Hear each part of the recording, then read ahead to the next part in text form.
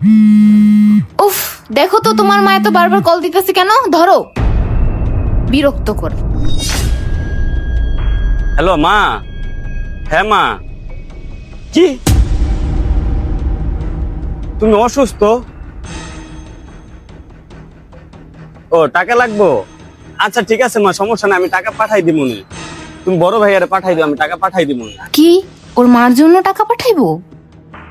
না মা, আমি খাই নাই, খামো, এটা নিয়ে তুমি চিন্তা করো না। তুমি আগে চিকিৎসা করো, বড় ভাইরে ঢাকা পাঠাই দাও, আমি টাকা পাঠাই দিব। আচ্ছা ঠিক আছে মা। আচ্ছা। টাকা পাঠাবা মানে?